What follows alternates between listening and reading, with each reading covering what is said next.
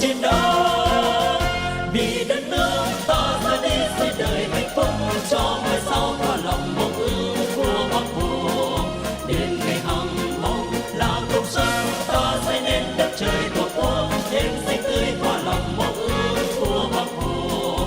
Đến ngày hằng mong là thanh niên thế hệ Hồ Chí Minh, vì ngày mai ta sẽ đắm những công trình vĩ đại, đồng lúa chiếu bóng quê ta nhà máy khói ngút trời, cả tổ quốc trong tương lai anh liền tỏa sáng. Vì đất nước ta ra đi xây đời hạnh phúc cho mai sau qua lòng mong ước của Bác Hồ.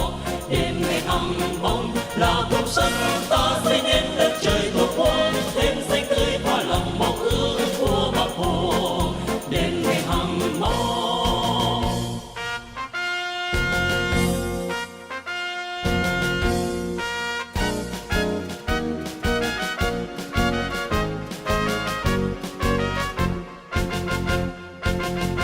từ miền khơi đến biển rừng núi cao, cờ đất ta mang anh mang với tên người vĩ đại Hồ Chí Minh. Công ơn của Bác như biển trời, tình người ông trong tim ta trên đường chiến đấu. Vì đất nước ta ra đi xây đời hạnh phúc cho mai sau qua lòng